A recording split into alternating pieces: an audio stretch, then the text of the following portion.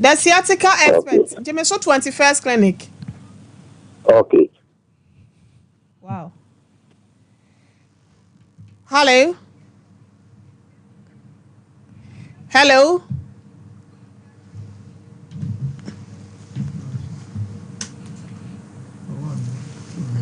Hello. Hello, Mpacho, what's here? Come on me. And it's Monkao. The sciatica expert, Jimmy so 21st clinic. 21st clinic. Yeah, that's Mpacho, dini baby akasa free. Oh, me free Mama Obi. Okay. Enti afidie no mayen kasa mfa phone me yetie o why? Okay, Martin, see Coco Honey to say 4 years na 5 years. Then we got toilet na ye didn't. Okay. So me got it na mamoja to say moja wo kakra kaka me kwa na tin no betimi continue sa to say 8 hours, 12 hours, nothing in me singing campa. Okay. Nti nyaobe ni say wo mamu bi de I think say between domi ana say kaswa ebe possible say eno no mo mi no emu ba ko be be. I do to say 1 week. Bra na manya private bra. Okay. Ai kaswa ne domi he fa ne ben wo. Like na convention say maybe domi dia no ebe me kata na ma ko no. Good. Nti obe ma na mo yen titi ane do ne yen. For number we say ma fa ne di edro bi na ebe ran ni. Ansa na ma ko private. Dabi. Wo de jai say no ni nyina o chanya me ya adoma. Bomode ane ko. Ngai sai edro no an. Jai wo de ko clinic wo na fra 0540 no. Me anos inside no na ko sa na tinti sa oba clinic wo 21st clinic na show why okay mu number we na make me anya direction ko no ayi 0540 no 0540 311 and ye dey ato TV no so no why okay o mi wi ana madare anya katin na dialysis ya why yo yo ya that's it Ransford ma line we say na so kakra ai mo amo pesa mo ko clinic wo nyina mo mfa we say wo ko sabi dia for 0551931931 and 0548931931 Medo from Pacho the sciatica expert. Hello, good evening. Good evening, the sciatica expert, Jameso 21st clinic. 21st clinic. Me da Simpacho udini baby akasa free.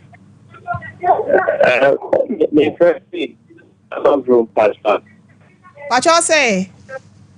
Me first week, Kaswa. Kaswa Pacho my entiel. What do you say? Pacho yetiel. Me say me nine, ever see me stray on one side, you know. And we are me up and up, so no, when I see na and then we me go to gain. I am in one side. Okay. Ni fana na se benkum no. Benkum left one. Benkum no. Your doctor no work as why? Okay, daddy. On say nyawo kana ye clinical symptoms of sciatica no. Na sisi ano achew dan ba kunku awo. Se won tu ho na mo na se wan ben 21st clinic ma yin tu asa mo wan se na asa achew na ba kunku so. Nti at least kaswa de ho no be ben o. Kaswa branch no be den e be ben o. No wan na ma yin tintia wo ho. Why? Me pacha what yenka? That's what they do. I na doctor say sciatica ho nsunsun so no me say ache ba ko pe benkum no say wan tu anamon a e be sa aka ba ko no wan hwa na nante e ho aye odin enti kaso de bomode ya number na e de ato TV ni so no pacha father friend na ye nche obom road ho na ye kwana ye ntimi nhwo no ye ntu ase ma why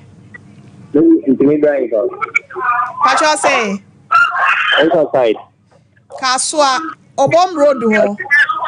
Obom Road. Nasa the number 0540 na to TV ni so no. Francis here na omonjo so why? That's a self prayer. Alright. Me pacho the sciatica expert.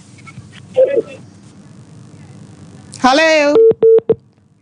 Pacho kafra sa. Me pacho wo gyina so. Hello. Ontienka. Me pacho the sciatica expert.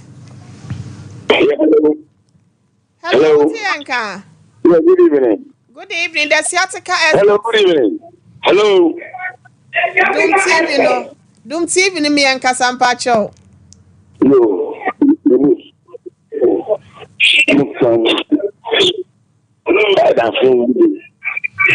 What they are solid free wo? Cho free wo na enka sawai. Hello. Pacho, afa wo ti enka. The sciatica expert, Jemiso 21st Clinic. Okay. So, maybe they are in serious plan in Muto or and Crackrotten. But now we call treatment for market tournament. Okay. But me card I mean, so the go on the generate card number my treatment. Oh, and your issue, crowd, change ya do my order to Amnicako. Why? Okay. You bet yama and worry about it. Why? Oh, I'm policeman. I'm sorry, I'm going to wow. Debbie. The dean was system no so. Within the system no so until I say I want in your book on Kwane at the Yajuma. So I computer so. Market,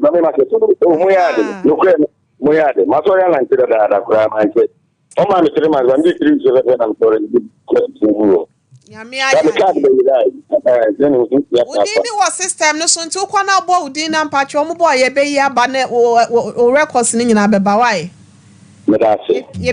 Keep records pa ya dance no dance here. Patron ye for just 2 callers. Na yasako doctor ho. Me patron what me can Jemiso the sciatica expert what Jemiso 21st Clinic. hello. Patron me can. I'm a Patron di baby akasa free. What you position Malcolm Quanta?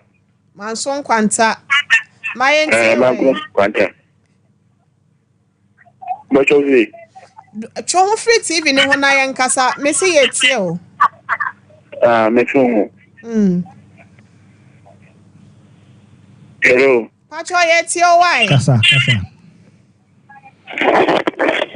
What you position Malcolm Quanta?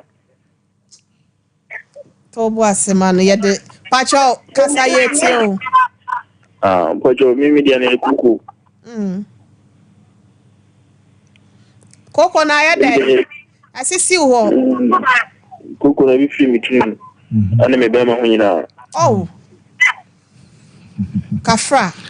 Ochanya me ya aduma manson kwanta de. Bra oboase council quarters ho. Court junction ho no. Yeah. Pacho bra na ye nhwe ma wai. Baby a efifi ko na emwa wo yire ne. Se o gen so a emwa no wate. Wan ka so apom ne emwa wai. What you? And I say ya ba ne that TV no so nti ya fa na phrases here why? What you? Ya da so ho beton to anamo bra oboase council quarters. Last call and Pacho the sciatica expert Jemiso 21st Clinic. Hello. Kafra, what's your talk? Catch the sciatica expert. 21st Clinic. Me das me do foodin baby akase free. Actually, the medicine Chronom. That's Okay. Medicine, then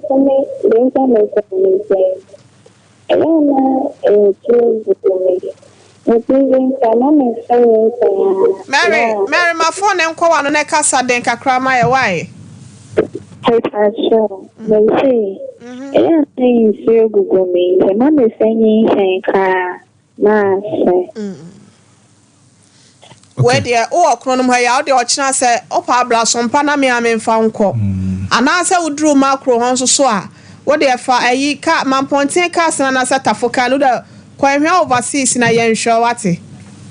Won't he make what? Bra Sompa. Oba so sure he na Yeremia me sons ade wakwate. Say ne be back ma to yem. Mate watch nyame ya dom ochine be hwe wanim why.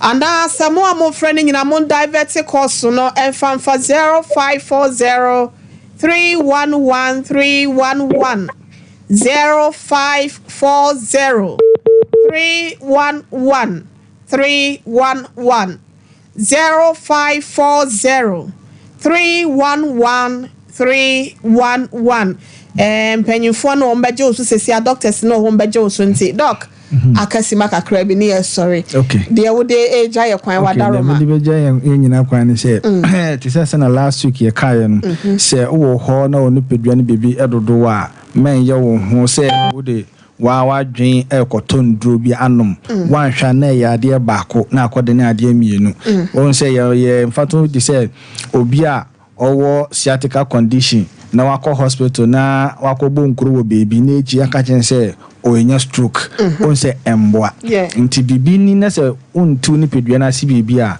na wa mwana muntu aye de aye ntintia wo ya pomodin so aye 21st clinic de track record ni very clean so botumi amba ya so ye ho na investigations ni laboratory we bi apese ye bibi ano ebetumi aya amo na ansa na de dry dey akam nti obi aye den entu hana mo na mo bra ye branches no eda wase obi abechia no. Oh, okay.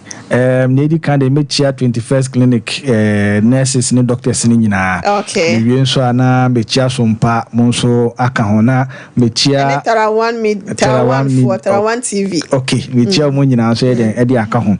We na masan chia me yere ne me nkwala na me chia me ame ne me papa na masan chia obuasefo nyina omajibre 80 by this time that's any ye besen ye shiabio medem wase yanso ye dase Mrs Hassan pacho ya chia why me particular me chia pa me dase so ma doctor kwama ne ba ye ne yenya bibia free mu busia ye dabo nyina mo ase ye de mo si ya na Doctor Yusuf Salifunia was short and dending nyasem ketwa na Franklina AJ or say also follow yen was say Jumason na yebo ha say Dazi Anastasia or say great job, thank you so much Nana Kwame and so say good toilet doctor on so free takwa no the free buy Wahima Rahel Anasa Rachel wanna say Jumedie no ye come up Thomas ye dase ono so say doctor dase Castro say on church no nice pa Kwame Richie say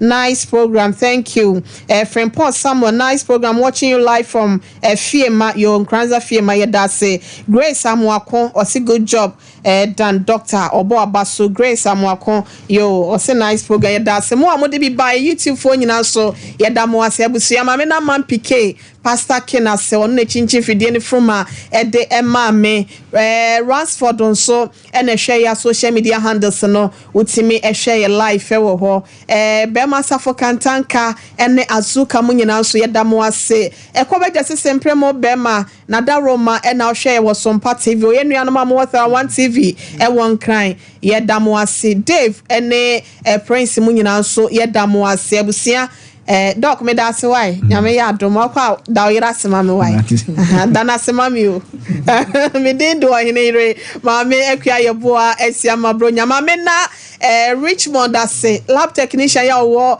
ehwe overseas Safa radio branch kuma say ada biara da ye program your better mechi ewa ha sounds so na director of Healing Point manager Daniel the man himself, thank you so much sir, I salute you ewusia yakramo nyame ya adoma ochina 4 p.m. Jumedie no yebesa boni repeat me producer Ransford but on social media no or dear call say happy birthday ye fan koma era sojani hey wait Letitia mpacho happy birthday to you erade nkoso en crowd na omo ho ban so nonko erade ema wani so ade hunu no bata yenti ya wo wa abrabom ni nyina mremu ai or say hey Lady Ashes Lady Ashes Sani Efro yo pacho erade nkoso anya okese wate